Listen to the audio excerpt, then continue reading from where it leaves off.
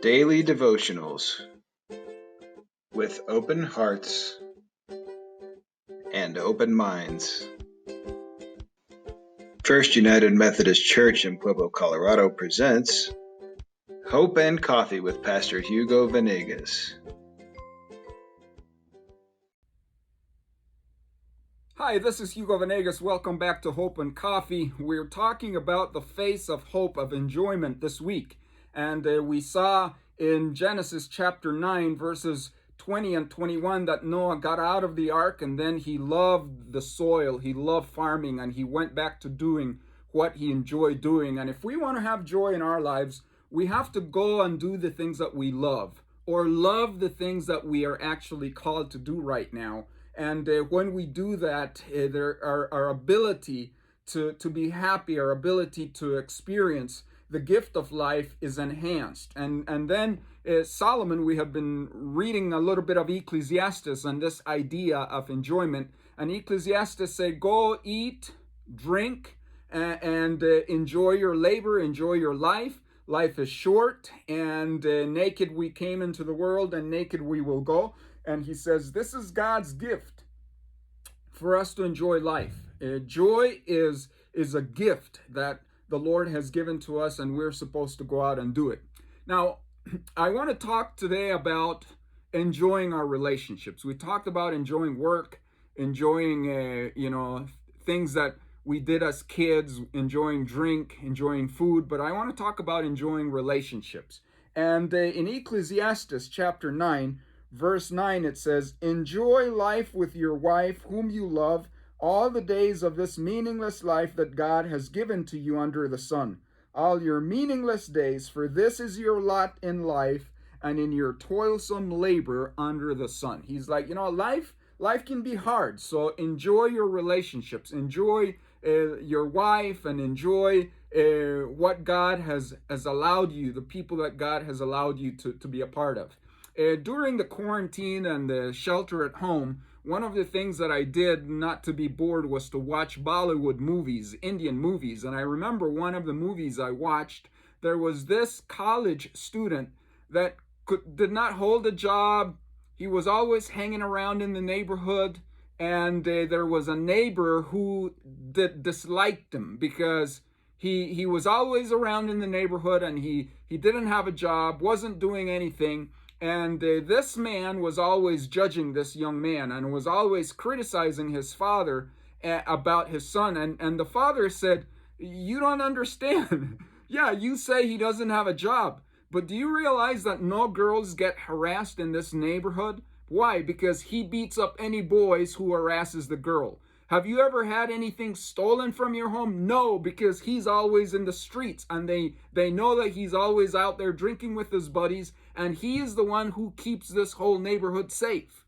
And in the whole movie, after this young man goes back to work, everything falls apart because his relationships, he was the magnet. He was the one that got the neighborhood safe, got the neighborhood moving, protected the young women in the neighborhood. He was the one that none of the bandits would want to go into that neighborhood because he would beat them up.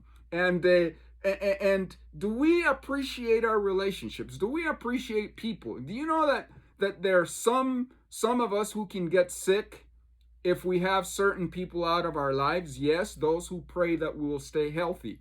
Do you realize that some of us will be more lonely in this life if we didn't have those people that embrace us, those people that call us, those people that express their appreciation for having us in their lives and for them to be in our lives? Do you appreciate your relationships? Do you enjoy your relationships? I want to give you a couple tips here.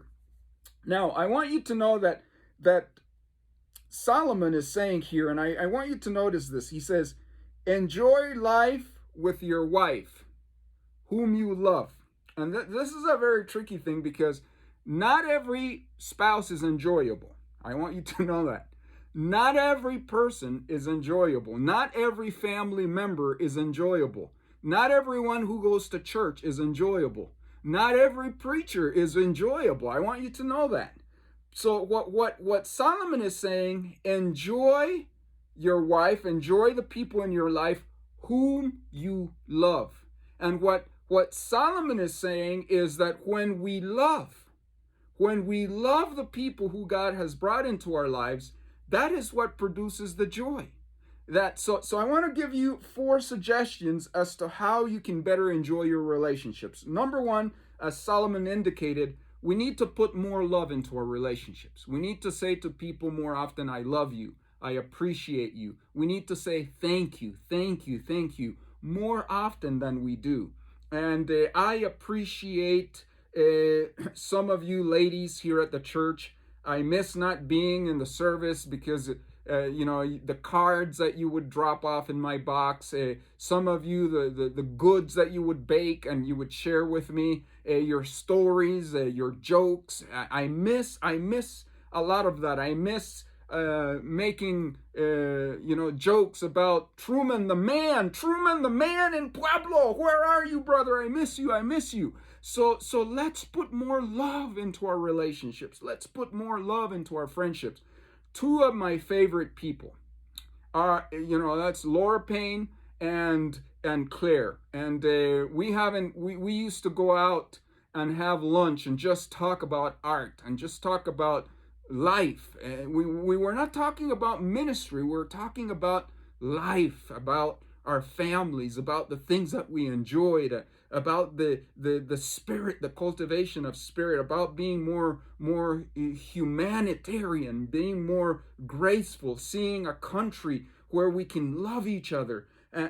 So those are the relationships that we need to nurture by putting love in them. Put a little kindness in your relationships. When we treat people with kindness, it's the boomerang effect. If I am kind to my friends, they'll express kindness back to me. The other thing is live in the moment. Live in the moment with your relationships. When you're hanging time, and I know this is a challenge for me. This is a challenge for us young whippersnappers, that we may be having coffee with someone and then we're there text messaging. You know me, I'm guilty.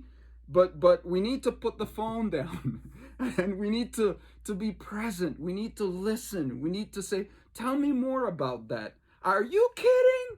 You did what?